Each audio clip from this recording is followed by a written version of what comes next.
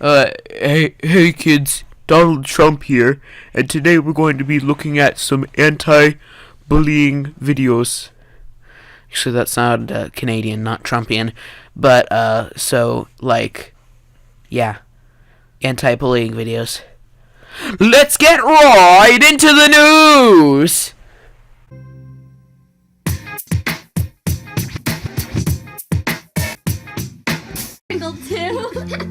Well, at first the tickling felt okay, and Mitch was laughing. But then Terry began to tickle Mitch a little bit harder.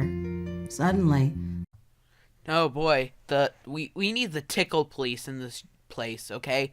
We need some tickle police so they can arrest this Terry person for first degree tickling. This shall not be tolerated in this place. anymore. You see, sometimes a good touch can turn into a bad touch. Your feelings can go from happy to sad. What can you do if that happens?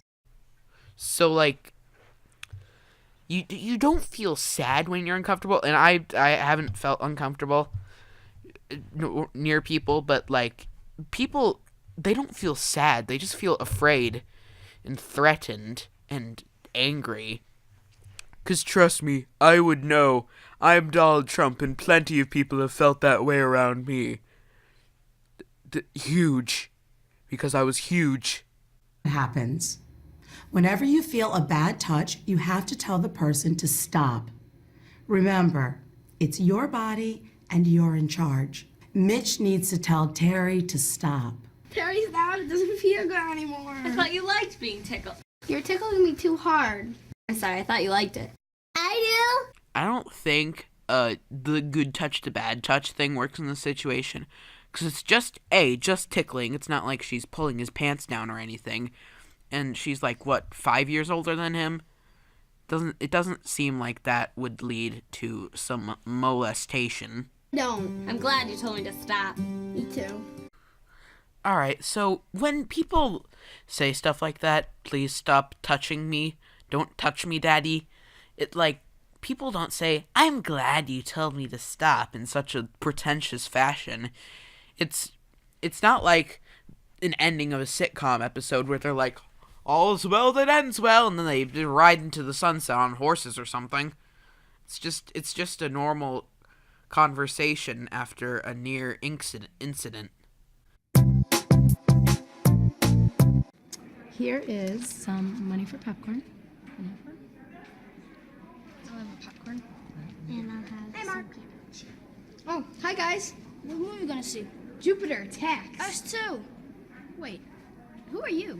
You don't go to our school. I'm Rachel, Mark's cousin. Yeah, right. I bet you're his girlfriend. Wait till I tell everyone at school. Tell them what? That little Mark has a girlfriend. You guys are weird. Why are those kids like super mad about him going to the movies with his cousin? Like, they look like cousins. They don't look like they are boyfriend and girlfriend. They look genetically similar. They're both small, blonde, white children. And even if she was, and there was like incest going on or something, what's wrong with having a girlfriend? Doesn't mean you're gonna die alone like those kids are.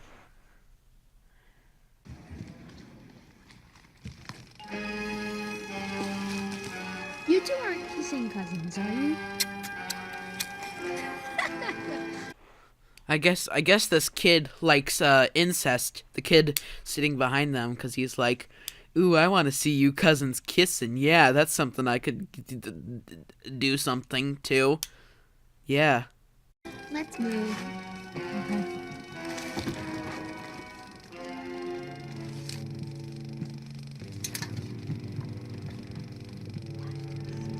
You're not cousins. You just want to be alone.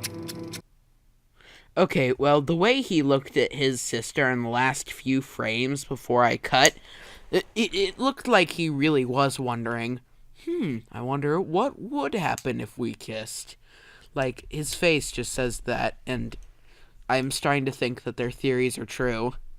their conspiracy theories about the disgusting incest happening in the Mark family or whatever that kid's name was.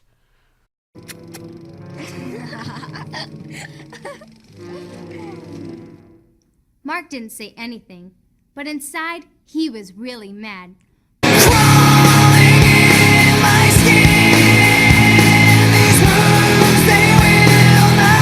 Boiling mad. By the time the movie was over, Mark was ready to explode. And he did explode too, but not at Paul or Carlos. Hey, how was the movie? It stunk. Oh, really? I'm sorry to hear that. Wait a sec, I'll be right back. How come you didn't like the movie? Shut up! Huh? I told you to mind your own business, stupid! I only wanted to know why you didn't like the movie. Don't talk to me, understand? Today on Watch Mojo, we'll be counting down the top 10 best child abuse cases. Number 1, this kid who pushes his little sister because she just wants to know if the movie was good or not. Imagine how he would be if they had been bothering him during the Emoji Movie. Now that would have been some explosions worthy of the Cold War. Hey, what's going on? He pushed me for no reason. That's because you're a big that's jerk! enough. That's enough. Let's go to the car. You need to control your... Looks like Mark has a new problem now, and it's not Carlos or Paul.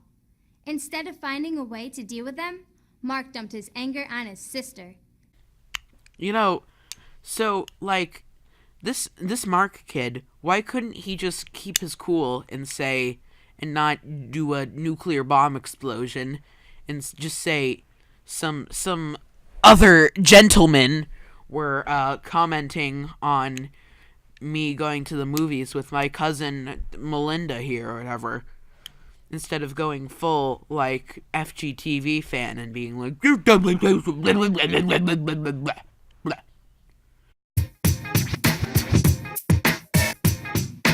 Have you ever been picked on? Lots of. What's with this lady's, like, gamer headset? She preparing for a round of Call of Duty or something?